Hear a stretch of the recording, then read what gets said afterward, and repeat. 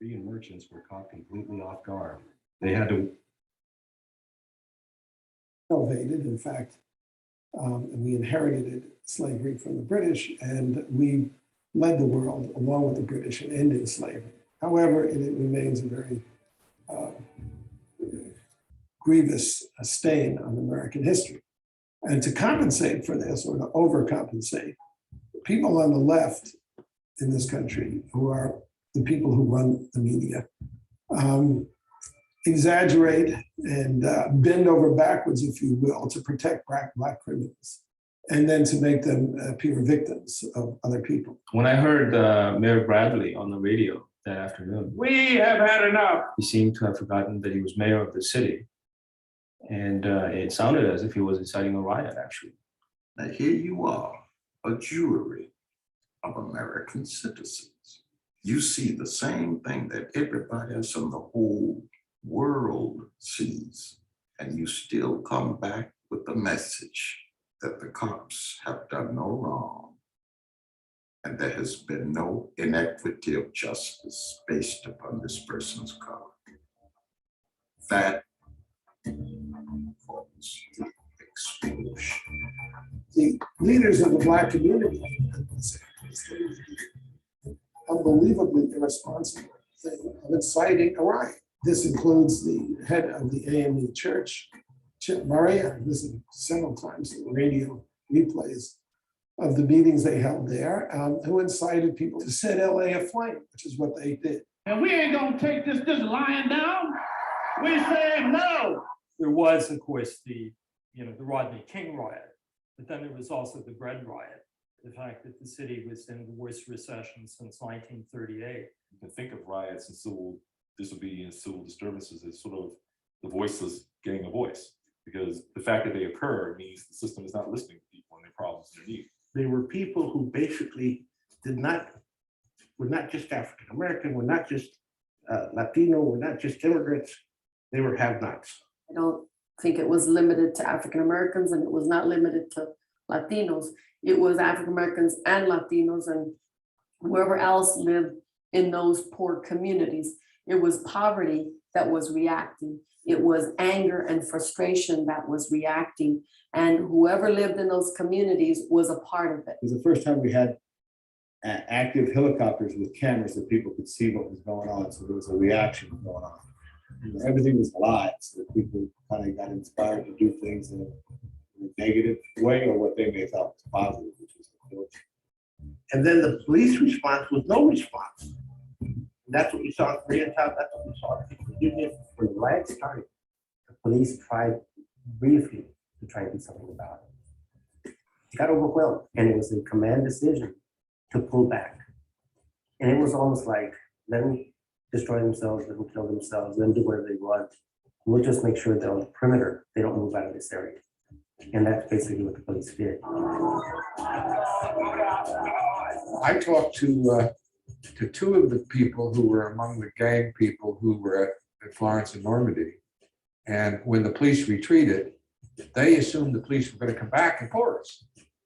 I mean, they may have been thugs, but they weren't stupid, because they were what they were going to do when the police came back and forced it. They were going to leave, as anybody in their right mind would, but the police didn't come back. While the mainstream media was busy covering the massive burning and looting in Los Angeles, the Korean ethnic media was reporting the human stories of how the Korean merchants were caught completely off guard. They had to witness the years of hard work go up in flames literally within hours. There is no doubt that Korean Americans were targeted. On this one street in South Central, Black businesses on one side of the street were spared, while Korean businesses on the other side were wiped out. The riot that ensued was a race riot. People were targeted on the basis of race. Black people put on their stores or their doors, Black owned, Blacks live here, and were left alone. Several minority communities were targeted. There were 58 people, of course, murdered. But the main brunt of the attacks was the Korean community. I think 2,000 Korean businesses were destroyed. A statistic that was, if it was appeared in the press, was wildly underplayed. And this was a vicious attack on the Korean community by criminal elements in the Black community. This was a riot of Black street gangs. It wasn't a riot of ordinary Black people who, like the rest of LA, were huddled in their homes, fearful of the violence. In South Central LA, Crips and Bloods stop fighting because we got a real fight going on right now. So you understand what you're at? I realize what they're doing to us. This is not the way to overcome racism. 우리는 붙들어두고 우리 좋아하는 그런 교회에서 얘네들이 또 붙들고 덮어주고 하는 그냥 정말 나오는데 우리가 타고 나온 것만 해도 정말 다행으로 살것 같아요. 우리가 그걸 하는 걸 뜻이야. 우리가 이거 뭐지 신경을 했는데 제밖에 안 남았어요. When the riots came, it was very clear to me that not every store was looted, not every store was burned, but almost every single Korean-owned enterprise was burned and looted. I think the perception was Koreans joined the rest of non-Black Americans and looking down on me and thinking that I'm junk and thinking that I'm absolutely nothing. It was wrath because the pattern of the burning shows there were some stores not burned, they were protected. Guys would stand out in front and protect it, just as the churches were not burned, just as Black businesses to a large extent were not burned. Some Black businesses that were considered traitorous towards Blacks were burned. But there is enough of a pattern in the burnings to cause one to question, were Blacks hateful of Koreans merely because they were Koreans?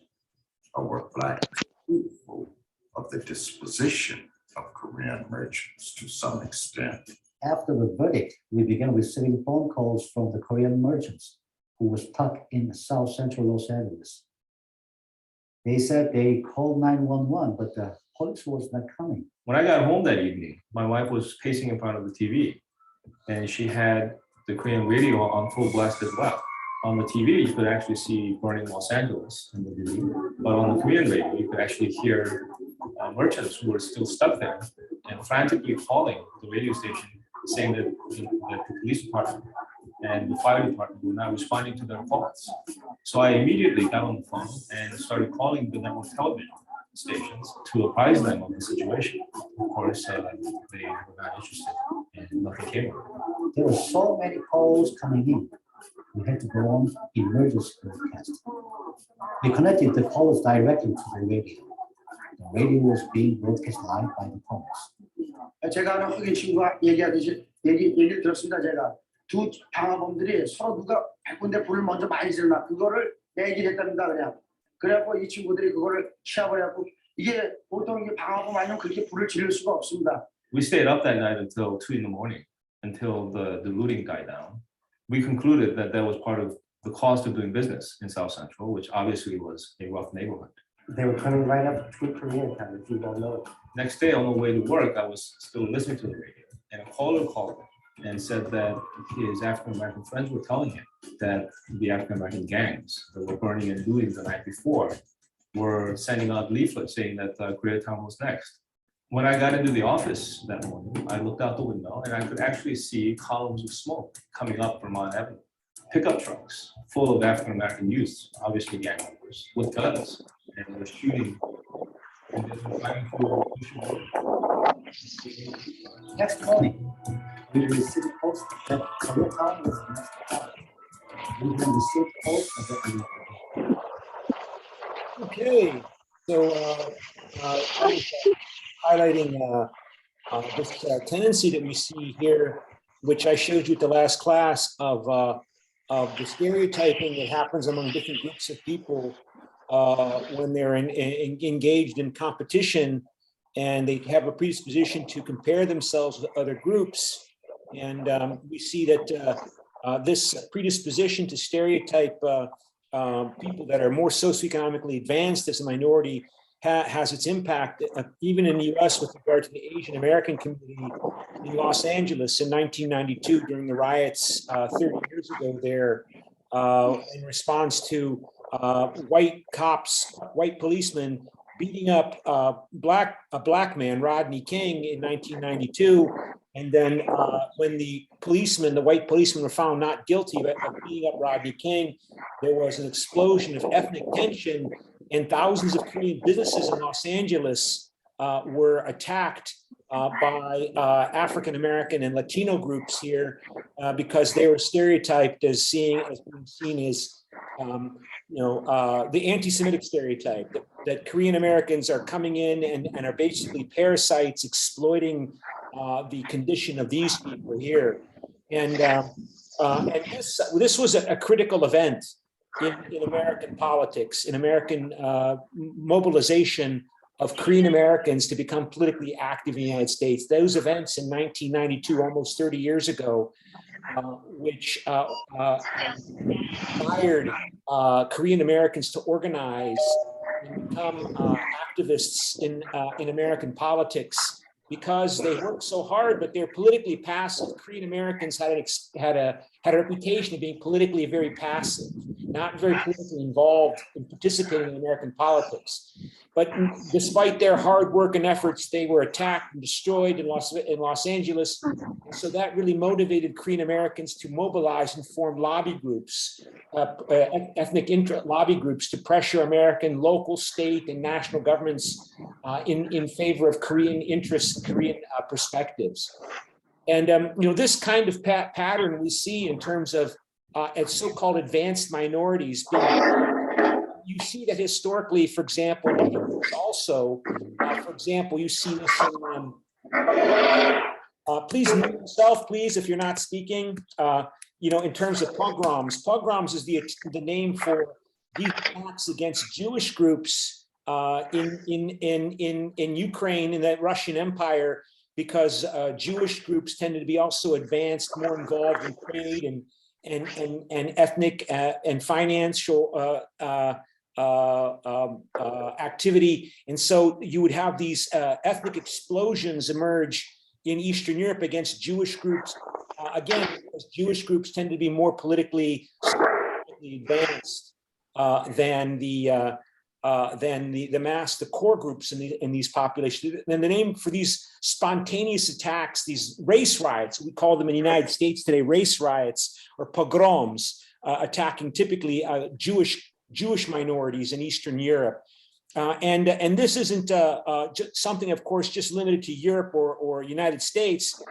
Again, right after we had our last class on Monday, I saw on the New York Times this news report that I'll show you now of riots, race riots happening in Solomon Islands, and a territory that I think is a part of an American protectorate.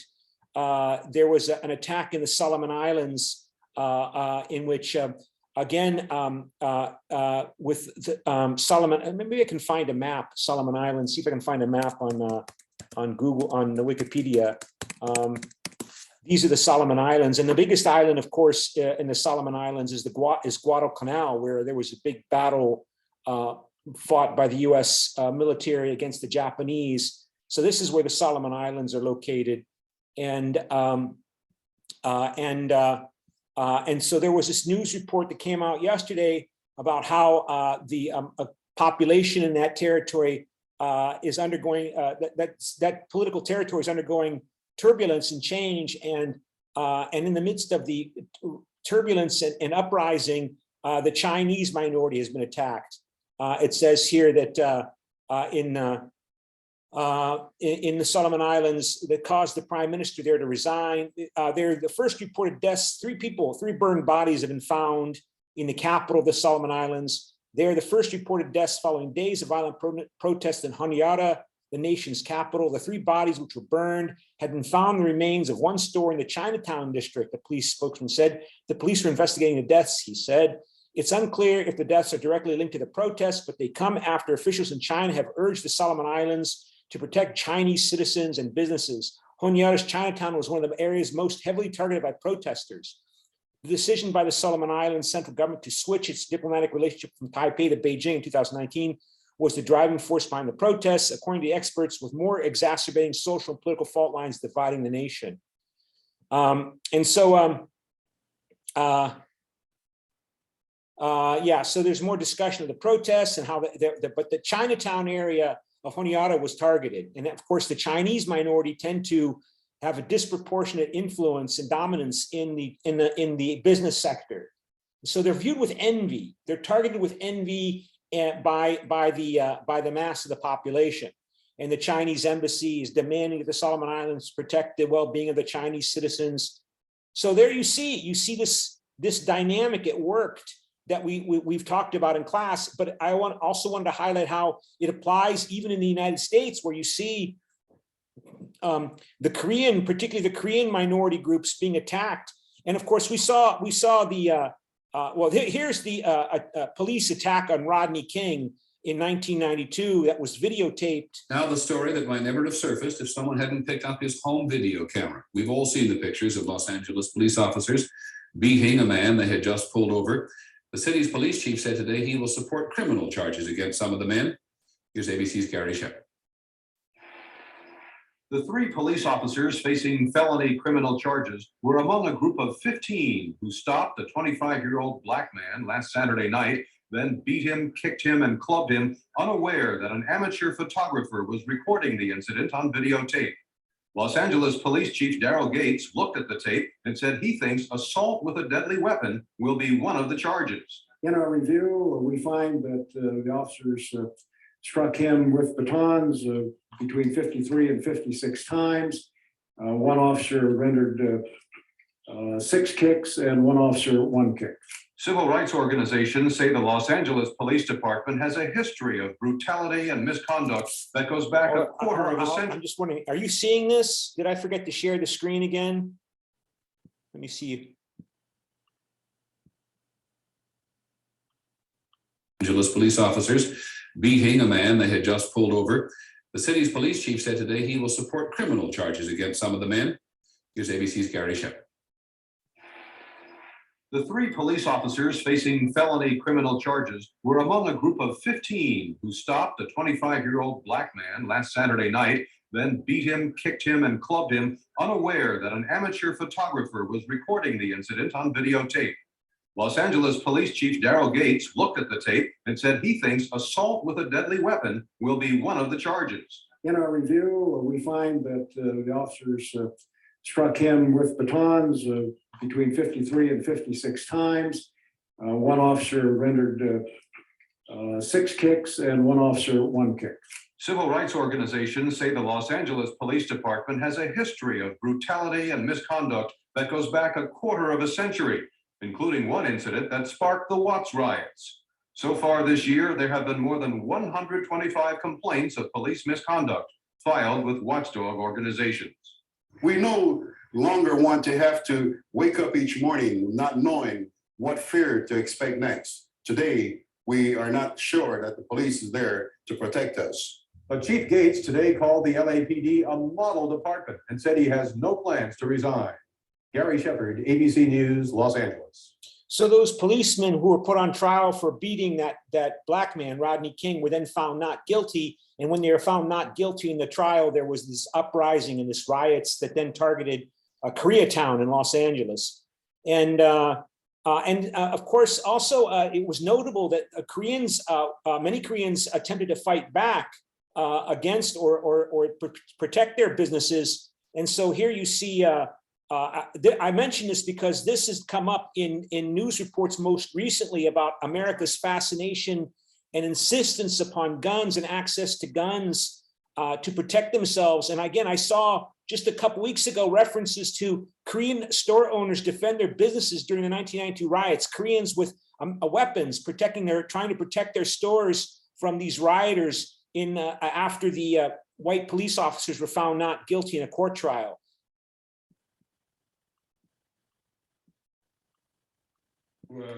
Protect their businesses from any contingency.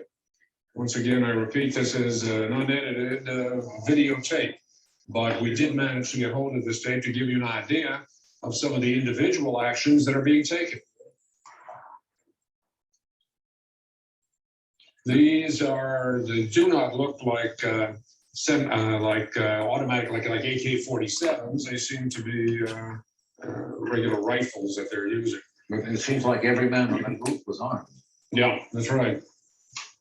And thus far, there does not seem to be any looting or burning, at least right where they are. I think now that man up there seems to be holding a shotgun, Larry.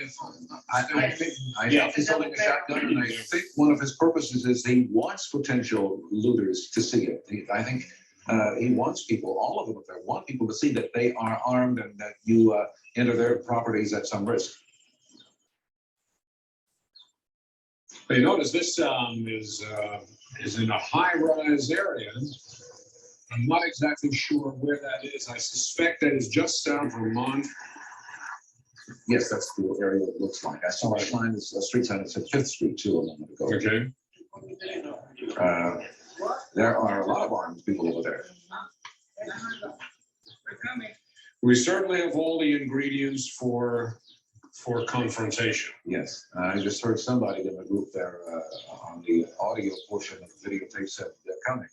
I don't know what that means, whether they're preparing for somebody who they see who may be arriving to do something to them. But it certainly seems that they are preparing for some kind of confrontation. Or perhaps they were referring to law enforcement that were coming. I've just been informed that the Korean language newspaper says that 100 businesses have been hit in Korean-owned businesses in the area. And I have to check this up next time, I guess. I haven't looked at this video. This is something new posted.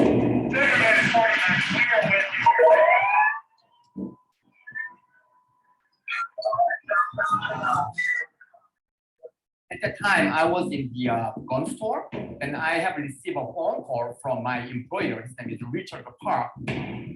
He also owned a jewelry store right down the block there. And he said, David, we're having a gunfight here. Can you just come over and help us? We already called police. And when I arrived here, at the beginning, I can see the LAPD, vehicle with like 3-4 officers were there. So, we have a police here, we are safe. But as soon as the gun fighting started, they went away. But, so, we are on our own. Then what I saw from across the street is a lot of looters were armed, and heavily armed, and they're shooting at us.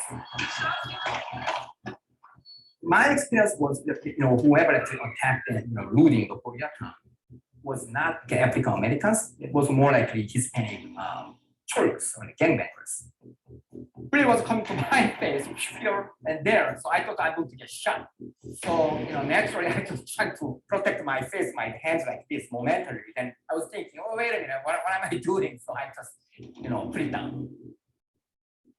Whoever actually I saw having guns, I didn't hesitate to shoot them. Otherwise, I could have got shot. Some of them are popping up from there and there with their shotgun and handguns. Retrospect is dangerous moment, and I was scared. But even though you're scared, you don't have much option. You have to fight. Korean people are very frustrated. Koreatown was damaged and destroyed.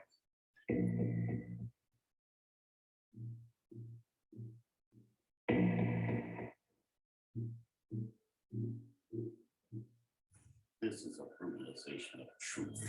That's the tragedy of America.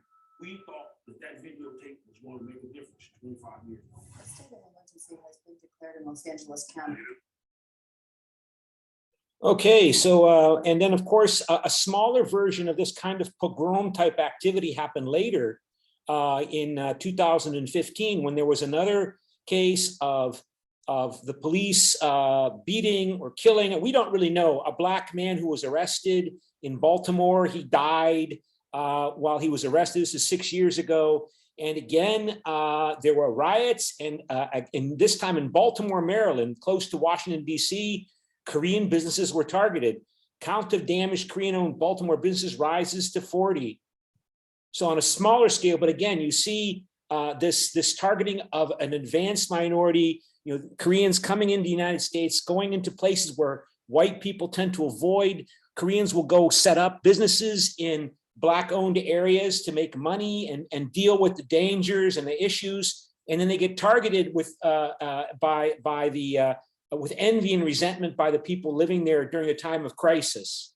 And so you see that, and then here's another one, another news report: Baltimore unrest reveals tensions between African Americans and Asians. Again, so you can see this news report. I think you can see that. I have to make sure that you can actually see that, because sometimes the screen share doesn't really kick in here. So here's another National Public Radio report. And okay, so I just wanted to highlight that these topics are very relevant for minority groups, including Asian Americans and Korean Americans in the United States, in terms of these dynamic processes at work. And okay, so now another aspect I wanted to highlight, because we're getting close to the end of the course here now. I wanted to highlight also how, in terms of America's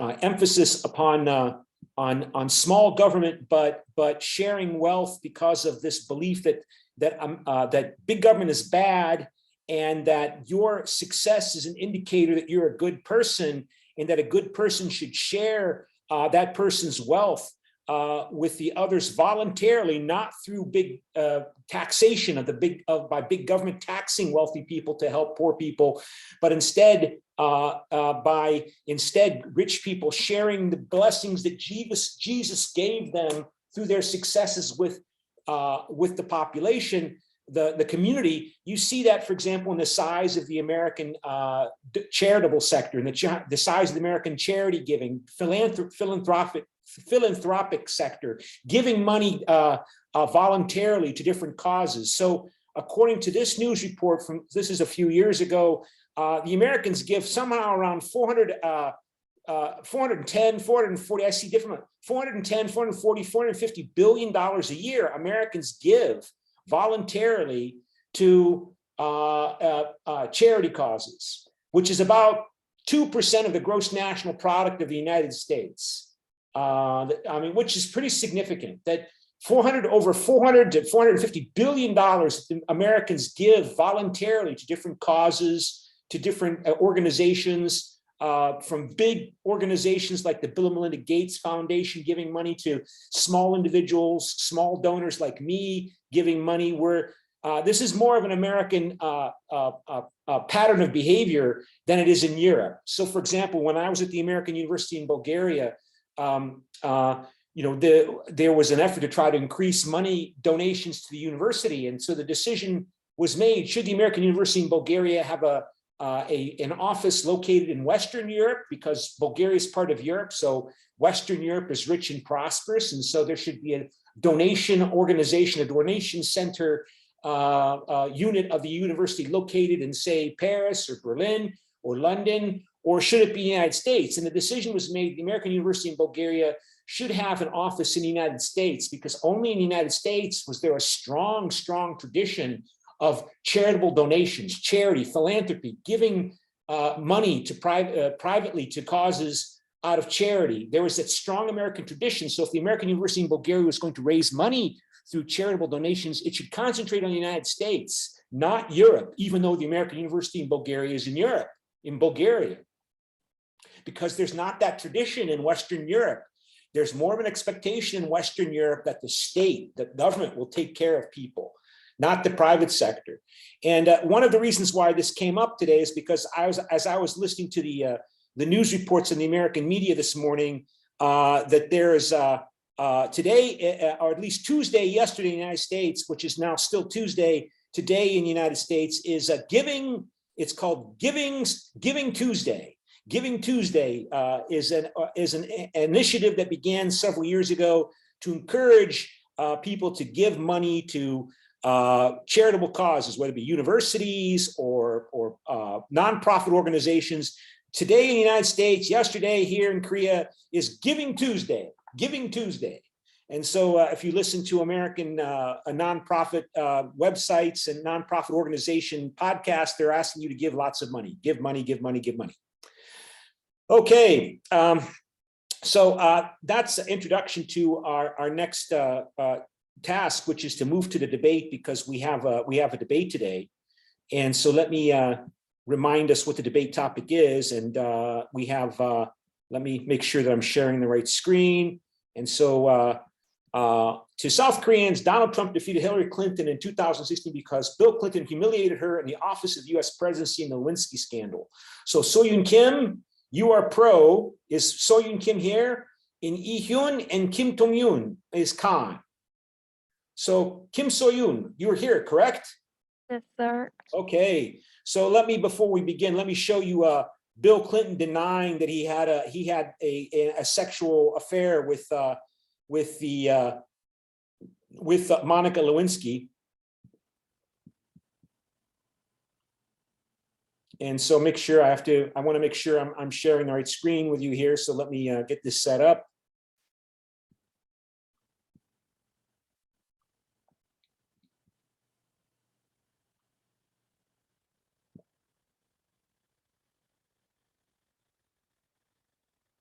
But I want to say one thing to the American people. I want you to listen to me. I'm going to say this again. I did not have sexual relations with that woman, Miss Lewinsky. I never told anybody to lie, not a single time, never. These allegations are false, and I need to go back to work for the American people. Thank you.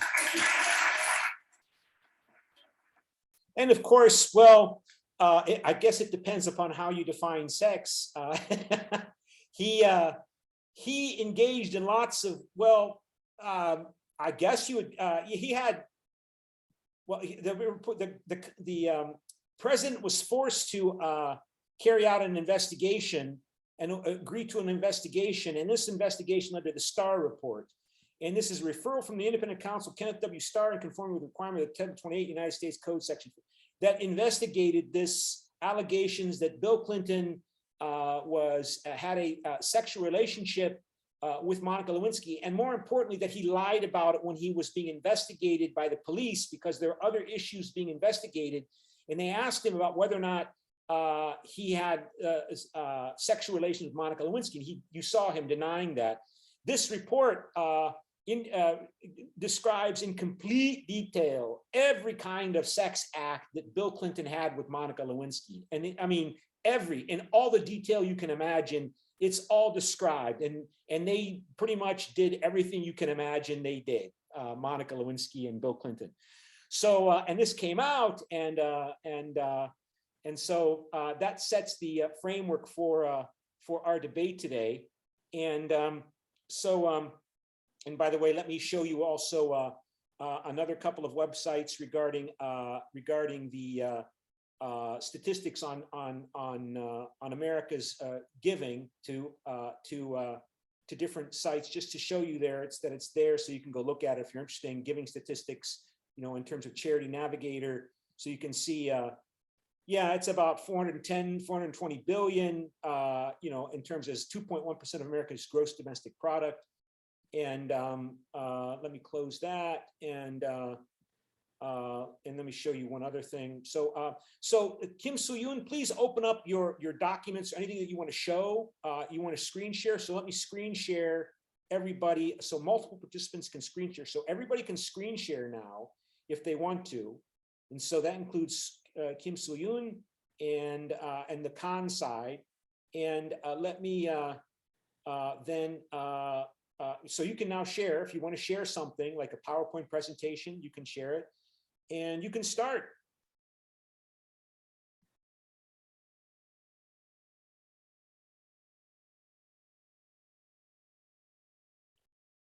And turn off your microphone, turn on your microphone, you're muted.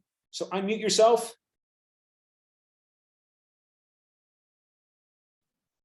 Okay, go. Okay. I agree with the opinion that Donald Trump defeated Hillary Clinton in 2016 because Bill Clinton disgraced Hillary Clinton in the US presidency with the Lewinsky scandal. The factors affecting the outcomes of the presidential elections are very complex and diverse. Among them, I think the Lewinsky scandal is the trigger for Hillary Clinton's defeat. The biggest reason for Hillary's defeat was her unlikable images. The public thought she was a person with no human aspect, and the beginning of these images was the Lewinsky scandal. The scandal was actually Bill Clinton's fault, but the public at the time determined that Hillary Clinton was cold-hearted. The reason she did not leave her husband was not because she loved him, but because she needed him as her political partners. Later, Bill Clinton and Epstein sex crimes against minors broke out, and Hillary Clinton, who did not leave his side despite this incident, was criticized by many. Hillary Clinton's attitude at the time was also a problem.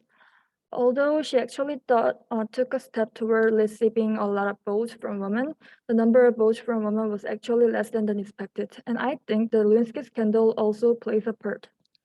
She spoke up for women during the election. However, in the past, she called the victim Lewinsky a narcissist, maniac, and made contradictory remarks different from her actions. According to the Republican argument, Hillary Clinton billed and slandered Monica Lewinsky and victims and claimed that she was an active participant in trying to destroy the accused woman. Even if this is not true, these remarks by Republican Party could shake citizens' minds and help build an image of Hillary Clinton contradictory and dual attitude. Therefore, I agree with this argument. Okay, does anybody have a does anybody have a question that they would like to ask? If they would like to ask a question, you can think about your question if you need some more time to think about it. So, and if not, then we will then go to Khan to make their opening statement. And Khan, do you have a screen to share?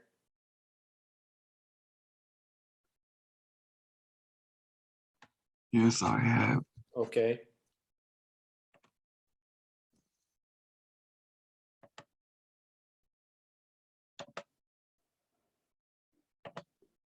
Okay, we see it. Okay, I will start. Yes. I disagree that the South Koreans Donald Trump defeat Hillary Clinton in 2016 because Bill Clinton humiliated her and the office of the U.S. presidency in the Lewinsky scandal. First of all, I admit that the Lewinsky scandal would have had some impact on the 2016 election, but I don't think it played an important role enough to determine the outcome of the election. After the first presidential debate in 2016, Trump attacked Hillary Clinton, referring to the Lewinsky scandal. As Trump lost the first presidential debate, he mentioned the Lewinsky scandal to attack Hillary more strongly. This can be seen as having made Trump advantageous in the presidential election to some extent. However, in addition to the Lewinsky scandal, Clinton's email scandal and Trump's recording file of obscene talk were the main issue in the second presidential debate. In 2016, not only Hillary, but also Trump were criticized and humiliated by these scandals.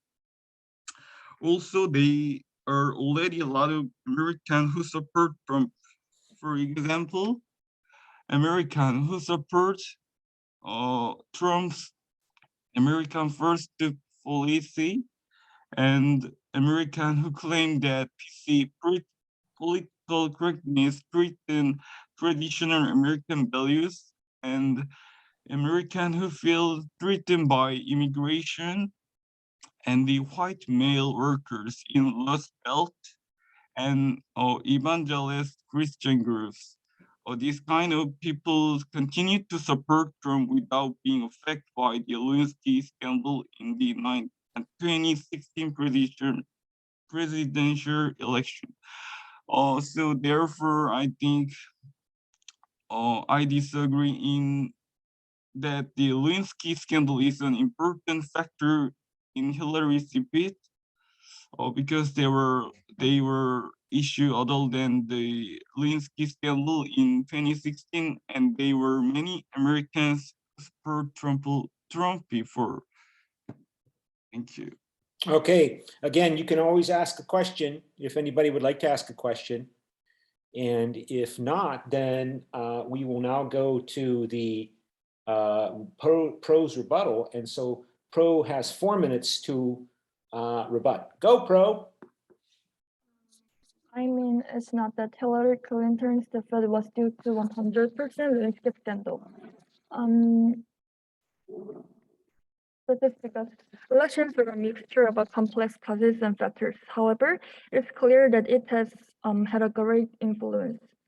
The person who opposes claims that the email scandals and people inside the camp makes a problem.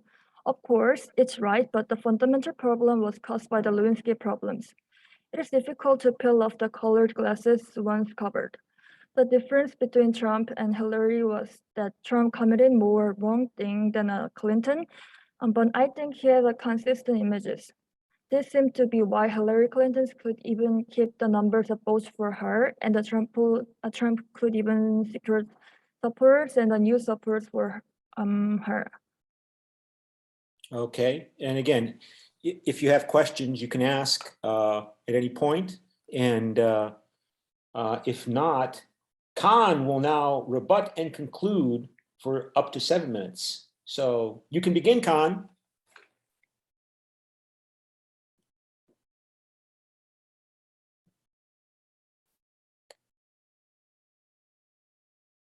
Khan? Yeah. Yeah, okay. So, like, I'd like to say about privacy and the politicians, and I think it should be separated. Like France, Germany, America, and many countries see them in separation. So, and what about Trump? He got third wife, but nobody bothered him with this fact.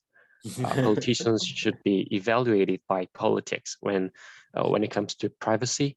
Its evaluation is up to the people relate to his privacy. So and also Lewinsky's issues. It is about marriage of people, not a murder or illegal things. Besides, she did run the elections as an Hillary Clinton, not a wife of Bill Clinton. So this scandal didn't affect it to her lose mainly. Okay, yeah. Oh, okay, if anybody has questions, again, now is the time to ask. And if not, then we will let Pro have the last word. Go, Pro.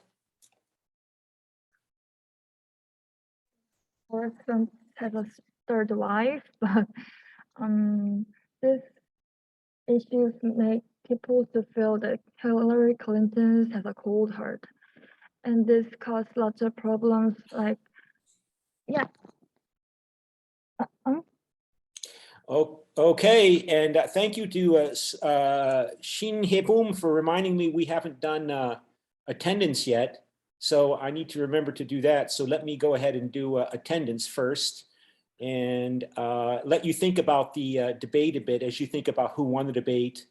And so let me go to the American history, and smart attendance is your number is 449. 449 is your smart attendance number, 449. So let me go back to 449, put that in here, 449 to everyone, and 449.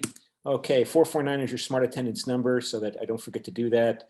And so again, let me screen share so you can see that 449 is your smart attendance number. And okay, thank you very much for reminding me about that. And then we can go now to the vote. as to who won the debate. So I think you can see that screen. So make sure, if you can't see it, let me again just make sure that you can see it. So here's the share screen. So please vote on who won the debate, and it is anonymous. Okay, and it looks like everybody's pretty much already voted. So Pro got 11 points and Con got 5 points. So yeah, I mean, what would have happened if I'm sorry, this is the wrong one. Is this the wrong vote? I think it might be. Oh, you know what? I haven't set it up yet. Darn it. Oh, I forgot to set it up. Okay, let me do that now. And because I forgot to set this up, and you know, it happens. And so let me go to add. So who won the debate? And just a second.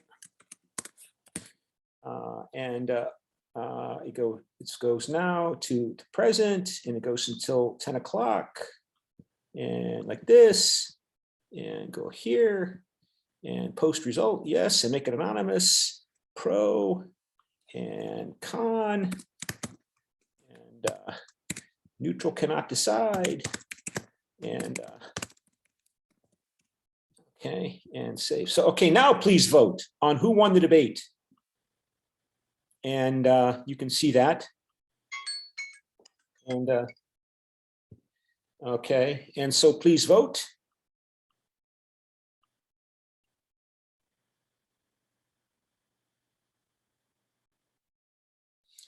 And almost finished. Okay. And so Con wins. Con appears to get more votes than Pro. So, yeah, I mean, you know, I mean, Trump did exactly what he needed to do to win the election. He didn't get a majority of the popular vote. He didn't get as nearly as many votes. Well, he got under almost 3 million votes less than Hillary Clinton, but he did enough to win the election. And so a lot of factors, obviously, that go into determining how Trump was able to win the election. How much was there misogyny, traditional stereotypes of women about good versus bad women, the proper woman versus improper female behavior, coloring the votes of Americans? Probably to some extent. How important was it? It's hard to say. Again, it's just that, by the way, I did check again in the media what I saw reported months ago, that I told you that supposedly Hillary Clinton, that Donald Trump got a majority of the white women vote. Donald Trump evidently did not get a majority of the white women's votes who voted, the white women who voted. He didn't get a majority, but he got 47%, and Hillary Clinton got 43% of white women. So Donald Trump got a plurality of white women voters than Hillary Clinton among white women voters.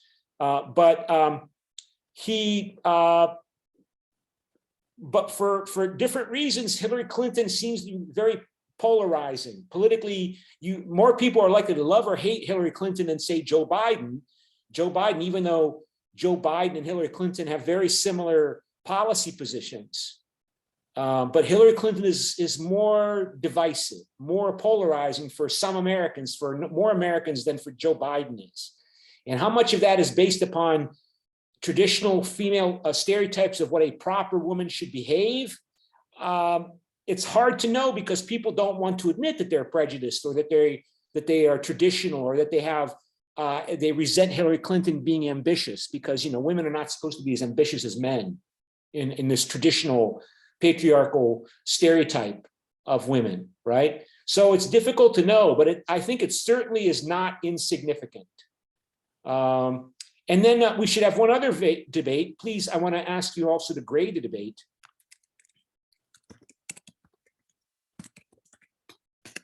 But I have to set up the file first. So let me the vote. And so again, that goes now and set up for today till 10 o'clock. And like this, and go like this.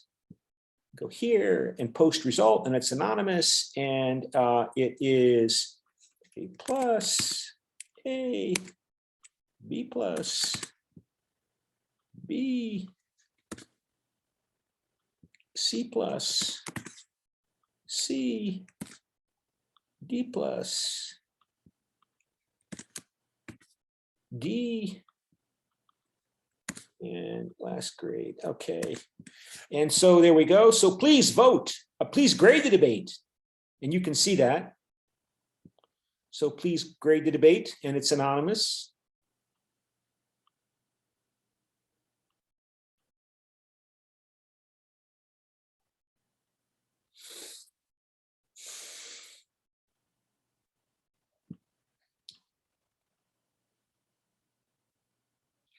Okay, so there you see the results. And I will move on then in the time remaining to prepare for our next class. So our next class is, let me see, I have to find this here. Okay, so I want to send you some files. So this is to prepare for our last class on Monday, which is going to be online. We're not going to meet face-to-face next Monday. We're going to meet just online because I'm making up for a class, and I want to meet individually with you next week to talk about the first draft of your papers. And if you were late in submitting your paper, I'll get to your paper later, probably, of course, before our meeting, no later than this weekend. But we're going to meet next Monday just online. And then I will immediately go to individual meetings with people after our class on Monday. So this is preparing for our class on Monday. And so let me send you a file here. And so let me see if I can do this. Let me see, can I post? I have to send you one file at a time. Okay, so here's the first file. So please download this file. Please download this file. And so let's open it up here in the time remaining. And let me move it around so it's easier to see and make sure I'm sharing the screen, share screen. And so terrorism. And so we're reading about terrorism this week and next week. And so what is terrorism and who are the terrorists? And so what you have here, these are real cases that are covered, that happen in the world, but the names of the countries have been changed. So it goes on, for example, describes how soldiers from the country of Maroc surround refugee camp made up of people from the country of Bragan. So Maroc and Bragan are real countries. They're real people. They're real countries, but the names have been changed. So these actually happen. And I want you to try to tell me, identify who these actors are. And so we have, I think, just to remind myself here, let me see here. How many countries do we have? I think so. I want to assign different people to different countries. And so I think we have 15. How many do we have here? Oh, we have 10. So there's 10 different cases. So I would like to just go through very briefly these cases and ask, let me see, how about we, well, let's do it like this. Let me stop share and divide you into 5 groups. So I'm going to divide you into 5 groups, and let's make it very simple. The first group will take the first 2 cases. The second group will take the cases 3 and 4. Group 3 will take cases 5 and 6. Group 4 will take cases 7 and 8, and group 5 will take cases 9 and 10. Okay, so please join these groups. Please join the rooms. And let me see, maybe I can go ahead and try to take a picture so that I remember who's in which group. And I'll just rely upon you basically to remember, or to remember which group you're in. And so I take a picture. Let's see if I can do this without wasting too much time. Okay, and then scroll down some more and take another picture. So please join those groups, please. And so so again, so group 1, you're going to take no, I can't do it now. You're going to try, your job is to try to figure out who are the countries highlighted in the cases 1 and 2. So again, cases 1 and 2 are highlighted here. These are real countries. It says soldiers from the country of Maroc surround a refugee camp made of people Bragan. The refugee camp is crowded. Most people are extremely poor. Most of the Bragan people in the refugee camp hate the Maroc army. So what I want you to do is, which of the situations below are terrorism? So group 1 is a case is in situation 1. Is this a case of terrorism? Who are the terrorists in the situation? And what additional information would you need to know to be more sure of your answers in terms of 1 and 2? So please answer these 3 questions regarding cases 1 and 2 for group 1. And it goes on here. According to an eyewitness, a reporter from the New York Times, Maroc soldiers used loudspeakers to call insights into the refugee camp in the Bragan language. Over the loudspeakers, soldiers shout obscenities and things like "son of a whore." They dare Bragan boys to come out here near the electric fence that separates the refugee camp from a wealthy settlement of Maroc citizens. When the boys, sometimes as young as 10 or 11, and young men go near the fence to throw stones or yell at the Maroc soldiers, the soldiers use silencers and fire on the boys with live ammunition, often killing or maiming them. In an article, the New York Times reporter expressed horror at what he witnessed. He wrote, "Children have been shot in other conflicts I have covered. Death squads gunned them down in El Salvador and Guatemala.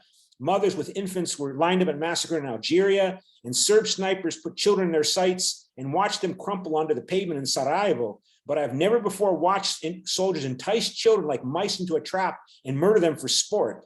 The Maroc government clearly knows about the behavior of their soldiers and does nothing to stop them. Indeed, Maroc soldiers so regularly taunt Bragan citizens that this behavior appears to be the policy of Maroc government.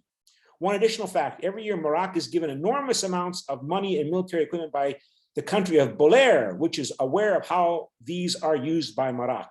So which of the situations below are terrorism? So group 1 is situation 1 and 2. Are those terrorist situations? Who are the terrorists and what more information do you need to know? Okay. So, and group 3 will cover, group 2 in room 2 will cover cases 3 and 4. And so let me send you out the other files as well to everyone. And so I'll just close all of the rooms so you know which rooms are in. And I want to send the files to everybody, so I have to close the rooms. And I'll send you 2 more files that I would like you to download. And so when we meet on Monday online, we will continue with this exercise. And hopefully, by the way, everybody signed up for a debate and has done their debate, their in-class debate. If you haven't, Monday is the last chance you have. So I hope you all have, because you all needed to do that by this point. But once the room's closed here, I'll send you the other 2 files with the other cases 5, 6, 7, 8, 9, and 10, so everybody can have them. But remember, group 1 and 2 will deal with cases 1 and 2. Group 2 will deal with cases 3 and 4. Group 3 will deal with cases 5 and 6. Group 4 will deal with cases 7 and 8. And room 5 will deal with cases 9 and 10. So let me close those and then go to the chat and to everyone and send the next set of files here and open that. So please download that file. And then finally, one more file to everyone, and that is 3. And so post that. So please download that file as well. And again, so room 5, you will deal with cases 9 and 10. Room 4, you'll deal with the cases 7 and 8. Room 3, you will deal with cases 5 and 6. Room 2, 3 and 4, and room 1, 1 and 2. Okay, and that's it for today. And I'm now going to sign off to go get set up for my other class. Okay, bye.